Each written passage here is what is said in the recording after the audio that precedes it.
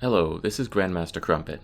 Today, the In Azure Clad will be briefly shifting its focus. The Grey Knights have always been my main Warhammer fixation, and their stories and miniatures are the focus of my hobby and of this YouTube channel. However, the Knights of Titan are nothing without their demonic quarries, which provide the necessary adversity to warrant such a specially trained and clandestine chapter. My hobby shelves are currently lined with the makings of a sizable demonic incursion. Most are GW kits, and some are third-party proxies. Some of them desperately need some love from the Dark Gods. Others were maybe loved a bit too much, if that's possible. Let's start off with a little bit of show and tell. These are Bloodcrushers, a fair number of them. As may be obvious, these guys are in pretty rough shape. Most of them have spent more time in an isopropyl alcohol bath than in the heat of combat, so apologies to the Blood God. Most of the riders have fallen off their mounts, and those that have stayed on usually are missing a sword hilt or a horn or something crucial. Most of them are just sad though, probably on account of spending so much time on the shelf when they should be fighting. I've attempted to paint them before, but never gotten very far. Okay, that's them. Up next... yeah, it's the Daemon Prince. This guy is largely painted already, and has seen plenty of battle in his time, but is still thirsting for a bit of fit and finish, so we'll give it to him. This Khornate chariot was dual-purpose built as a Randmaster and a Skald cannon. It's at a similar state of finish to the Daemon Prince. It's fun but awkward to use on the tabletop, so we'll see if we get to it here.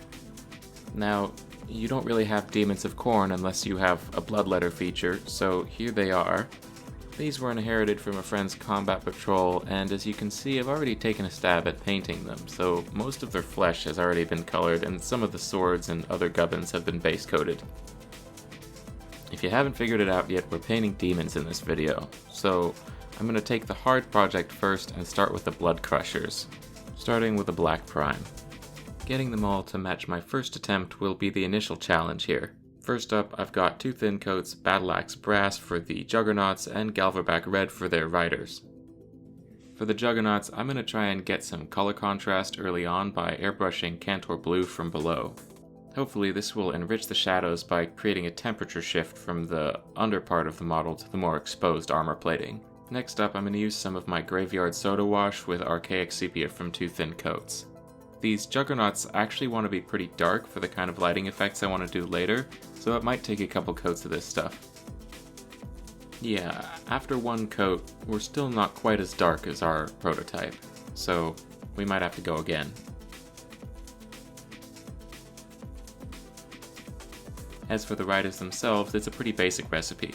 First is Galverback Red, then Galverback Red with a little Khorne Red, and then Khorne Red later on.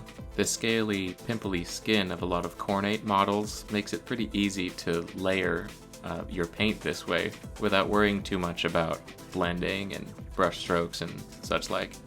I think I'm finally close to reaching the right tone and temperature with the Juggernauts, so it's time to move on to the next step, which is going to be to light up those Khornate icons and emblems on their haunches. I'll start with an airbrushing of Mephiston Red mixed with a little Hellspawn Red. Next, I'll pick out everything that I want to glow and coat it with a mixture of white with a little bit of yellow. Then we're back to the airbrush with sort of an orangey mix. This ended up being a little bit more pale and muddy than I wanted, so the brush and some more mid-tone reds are going to be the key here. I think I spent an hour just going back and forth with different glazes of the reds, yellows, oranges, and whites that I have to try and create something that was a good balance between having a saturated, warm glow with a lot of color and depth, and having the actual brightness to make it look like that was a source of light.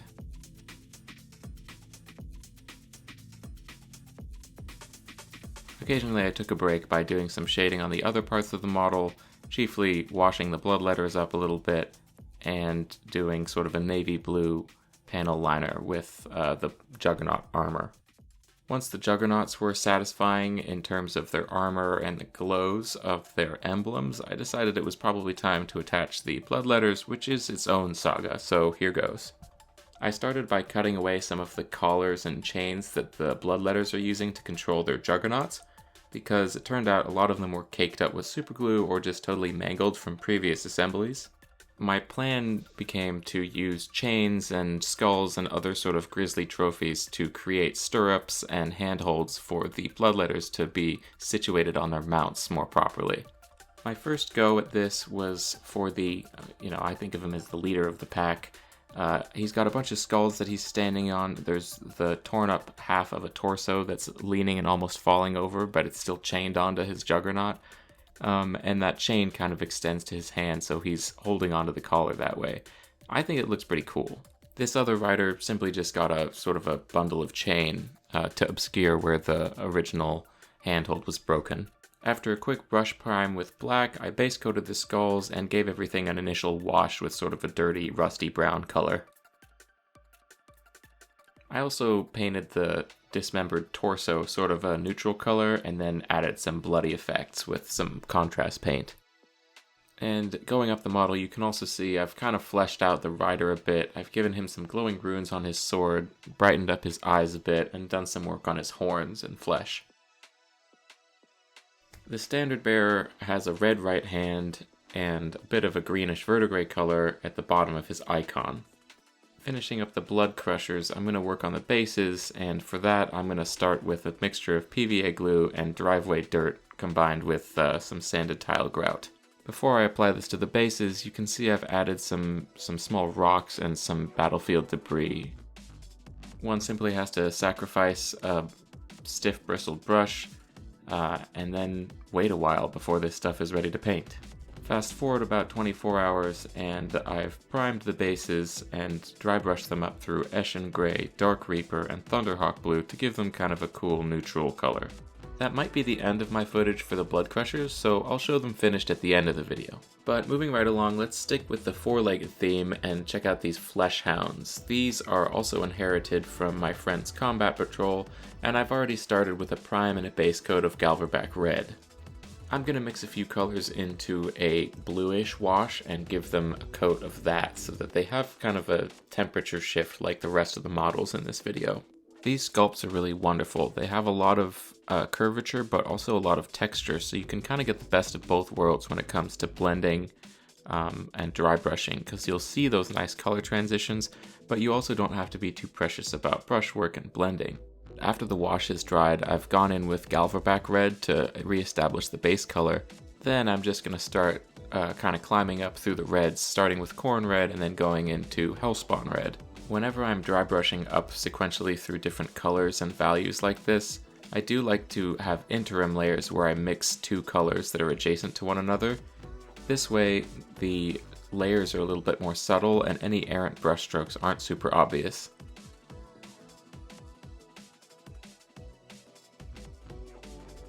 So far, so good. I'm enjoying the smooth transitions between the tones and the general color scheme so far.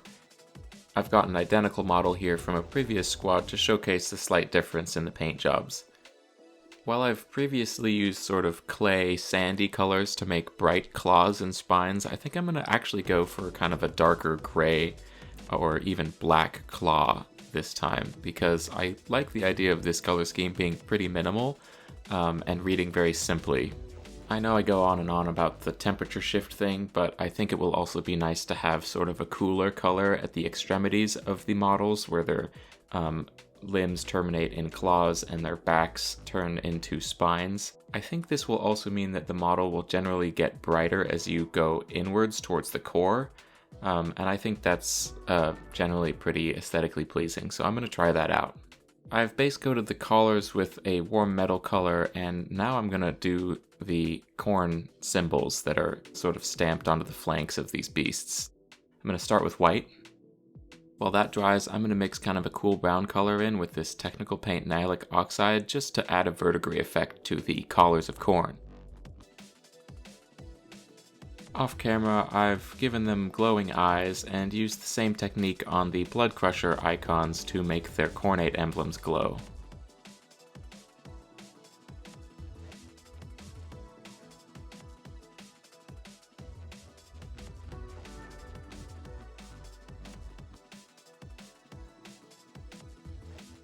Let's go back to the Bloodcrushers real quick. It turns out I do have a little bit more footage of them, And here I'm just going to show a technique that I found on YouTube and really enjoy doing for a lot of different models.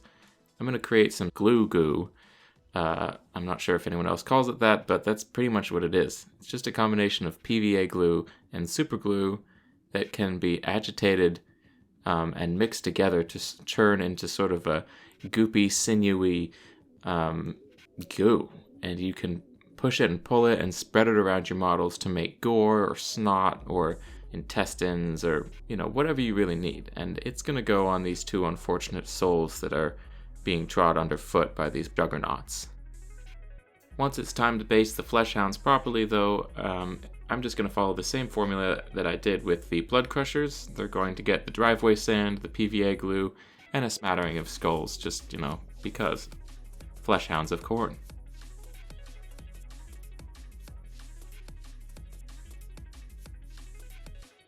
I went ahead and did the rest of the models just so that I didn't waste too much of the glue and dust mixture.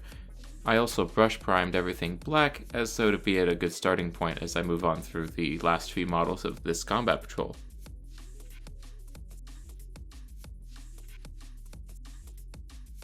Here you can see the Bloodletter and Fleshhound bases will get the same treatment as the Bloodcrushers, just off screen this time. It's time to move on to the foot soldiers of Khorne now, the Bloodletters. And the first step, I'll take Doom Death Black and I'll paint black their spines, their claws or fingernails, and the hilts of their swords. I'm going to use these three paints to darken down and add some color to the swords, which right now I'm feeling are a little bit too bright and flat. This might be a little out of sequence, but here are a few finishing touches on the Bloodcrushers while those Bloodletters swords dry. You can see some runes here on the blade of the pack leader.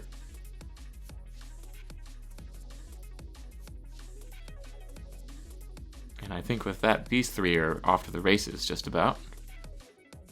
The first wash on the Bloodletter sword blades have dried, and I'm going to hit them again with a cooler wash this time. And I'm going to try and bring the pigment towards the base of the blade and try and get a bit of a gradient going so that there's some interest along the weapons. Purple tongues, pink tips. Nice. A couple washes later, and the swords are starting to look nice and grimy and weathered, as I had hoped. I'm going to do one last wash, this time blending a blue to a purple to a brownish glaze from the base of the blade all the way to just about the tip.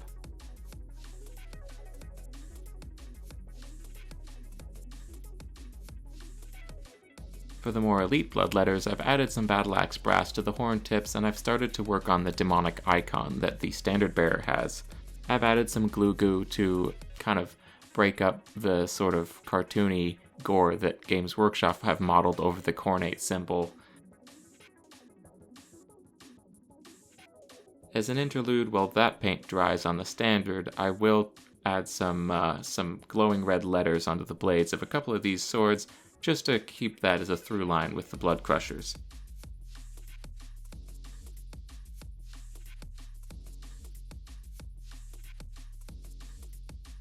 Back to the demonic standard, the skulls and chain have been base coated, and I'm just going to add some Blood Angels red now and just make it look bloody.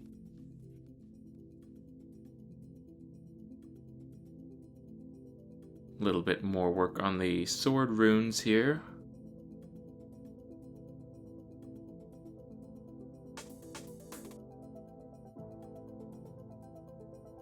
I have used some browns and purples to dirty up the blood on the banner a little bit, just to make it seem a little less kind of bright and cartoony. And I've also made the Bloodletter's eyes glow, just like the Fleshhounds. Ultimately, I'm pretty happy with these guys. They are the rank and file foot soldiers of Khorne, and I think they're wonderful sculpts that really embody the classic demon aesthetic, because in a world that runs on the rule of cool, it's hard to beat a devil with a sword. Speaking of which, our Daemon Prince has been waiting very patiently and is ready for a quick round of touch-ups, as well as some much-needed attention to his face, his wings, and his base, among other things. Many months ago, I used the airbrush to add sort of a red tint to the top of his wings, and that had some overspray onto the limbs and bones and muscles in there. So I'm going to start by coating those black. Next up is that very curvy and segmented tail. There's quite a bit of detail in this part of the model, and given that the prince in his base is actually pretty dark, I'm going to try and brighten things up with a little bit of Ballo Brown, and I think Morghast Bone is what I used here.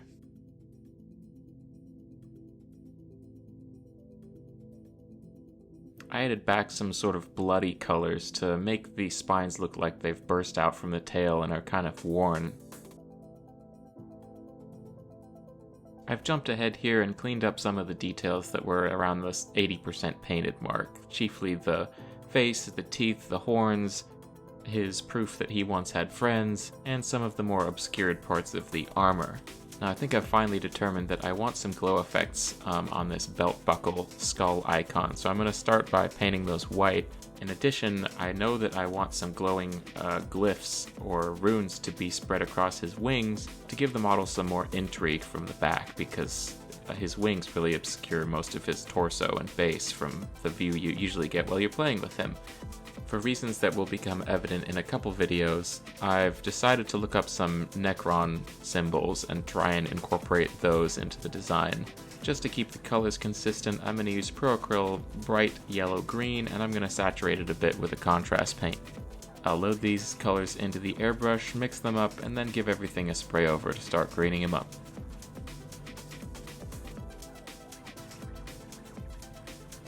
I did kind of overshoot it here on the belt buckle, so here's a little cleanup.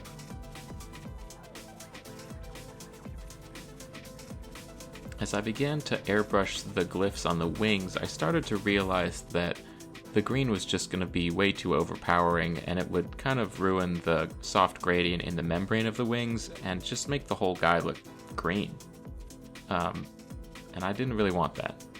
So I got a fairly large brush, and I got my Galvaback Red, Balor Brown, washes, etc., and I took myself back to the start.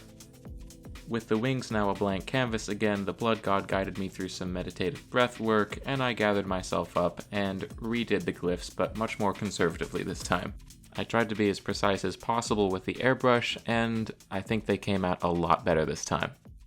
I hit a few fun gubbins and pieces of battlefield debris and trophies on the base, but I decided to keep it pretty simple and just do the same scheme that I did with the rest of the demons so that they'll look good together as an army. And of course, once that's been washed with blood, I think we're pretty much finished with him. For a Daemon Prince, he's been very polite and acquiescent during this whole process, and I think as a reward, he'll be the proud winner of a one-way ticket to Armageddon. I imagine he'll be stoked on that. With that, I think it's about time to close the Liber Demonica and cleanse the workstation of such heresy. The Daemon Prince puts us at about 500 points of Khornate demons, so I'm excited to say that after this video, I'll be uploading my first ever Combat Patrol-sized battle report direct from Armageddon in the coming weeks. As always, thank you kindly for watching, and I do hope you enjoyed this slightly more laid-back and off-the-cuff painting video. Brother Captain, end transmission. Understood.